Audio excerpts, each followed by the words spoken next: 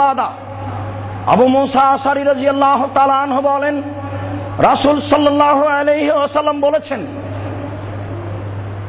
ওয়ায়াকসুরুল হারাজ, সমাজে মারামারি বেশি হয়ে যাবে, হাত্তা ইয়াকতুলার রাজুলু জারাহু ওয়া ইবনা আম্মিহি ওয়া দা কারাবাতিহি, মানুষ হত্যা করবে প্রতিবেশীকে, মানুষ হত্যা করবে চাচাকে, মানুষ হত্যা করবে নিজ আত্মীয় স্বজনকে, অফিরায়াতিন আবাহু, মানুষ হত্যা করবে বাপকে। এটা হলো পৃথিবী ধ্বংসের পূর্ব লক্ষণ। যেমনই বাপের কথাটা উল্লেখ করেছেন, তেমনি সাহাবীগণ বলছেন, লাইসা মানাও কোনো না, বলেন কি মানুষ বাপকে হত্যা করতে পারে, মানুষ চাচাকে হত্যা করতে পারে? সেই সময় থেকে আমাদের বিবেক থাকবে না? এটা সাহাবীদের জিজ্ঞাসা। মান লাইসা লাইসা মানা অকুল না, সেদিন আমাদের বিবেক থাকবে না? কেমন কথা বলছেন আপনি যে মানুষ চাচাকে হত্যা করবে, বাপকে হত্যা করবে, আত্মীয় স্বজনকে হত্যা করবে? এটা কেমন কথা হলো? তখন আল্লাহ রাসূল বলছেন, লা না তুনজা অকুল আকসার জালেকা জামান, ওই সময়ে প্রায় মানুষের বিবেককে তুলে নেওয়া হবে। বলেন আপনার প্রিন্সিপাল কি করতে পারে? বলেন আমরা ভাইস চ্যান্সেলর কি করতে পারে? সেও সুযোগ পেলে নারী ধর্ষণ করবে, তার মানে তার কাছে বিদ্যা নেই। নারী দিয়ে চলে বেশি নাম্বার। কলেজ বিশ্ববিদ্যালয়ের নাম্বার কি দিয়ে বেশি চলে? নারী দিয়ে। ওই ছাত্রী খুব তেজি ছাত্রী নাম্বার পায়নি, আরে পচা ছাত্রী সবার চেয়ে বেশি নাম্বার। বুঝা গেল না ব্যাপারটা কি? আপনি কোথায় হাত দিবেন, যেখানে যাবেন এটাই। এটা তো আল্লাহ রাসূলের বলা কথা। তিনি বলে গেছেন মানুষকে সতর্ক করার জন্য, সাবধান থাকো ওই সময়ে। দেখুন এবার সাহাবী বলছেন, এখনো এই হাদিসের অংশ শেষ হয়নি। তারপর আল্লাহ রাসূল বলছেন, হ্যাঁ থাকবে না বিবেক, মানুষের বিবেক তুলে নেওয়া হবে।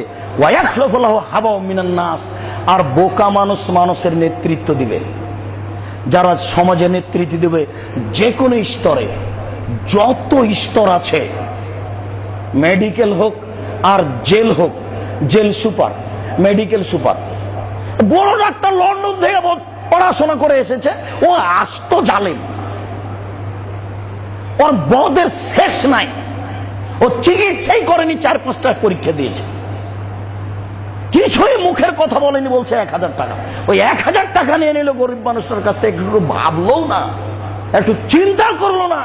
সে একজন বড় ডাক্তার, কত বড় মানুষ, সে একজন জেল সুপার, কত বড় মানুষ, সে একজন ভাইস চ্যান্সেলর, কত বড় মানুষ, সে একজন দেশের দায়িত্বশীল, কত বড় মানুষ। মানুষের কাছে মানবতাই থাকবে না। সম্মানিত মুসল্লি, আমি কি দিয়ে বুঝাই আপনাকে? রাসূল সাল্লাল্লাহু আলাইহি ওয়াসাল্লাম বললেন, সমাজের নেতৃত্ব দিবে বোকা মানুষ, একেবারে নিম্ন শ্রেণীর মানুষ। তখন সাহাবীগণ বলছেন, আবু মুসা বলছেন, তা মরনি, বলেন তাহলে আমি কি করব? এবার আমার আপনার কথা আসছে। তাহলে সবাই যদি এরকম হয়, সময় যদি প্রতারণায় পরিপূর্ণ থাকে, তাহলে আমি আর আপনি কি করব? আমাদের তো কোনো বাঁচার পথ বের করতে হবে। তখন আল্লাহ রাসূল বলছেন, আচ্ছা ঠিক আছে, আলজিম বাইতাক, বাড়িতে থাকো, জরুরি প্রয়োজন ছাড়া বাড়ির বাইরে যাবা না। এটা হলো 1 নম্বর পরামর্শ।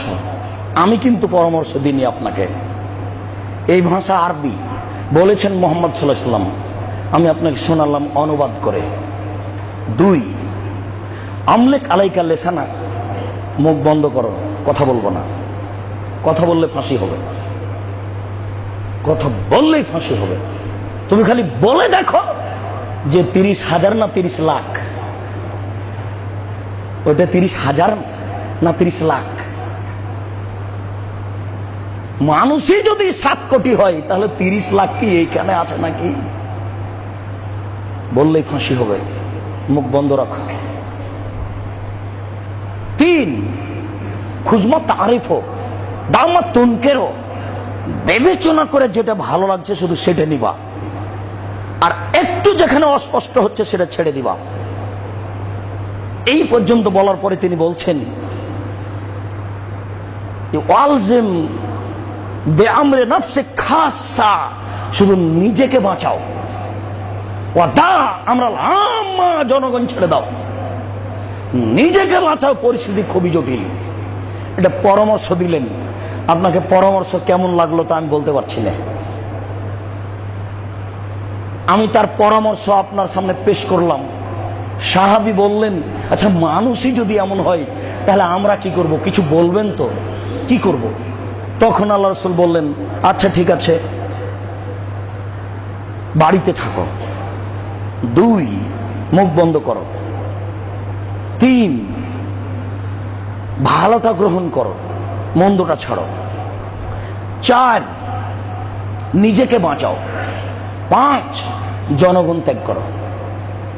জনগণের কাছে গেলে জনগণ তোমার কথা শুনবে না, তার মানে ও মূর্খ। তুমি যদি বলতে যাও তাহলে উল্টা তোমাকে উচিত সাজা দিবে। তুমি বলতে যাও না। রাসূল সাল্লাল্লাহু আলাইহি ওয়াসাল্লাম এইভাবে পরামর্শ দিলেন।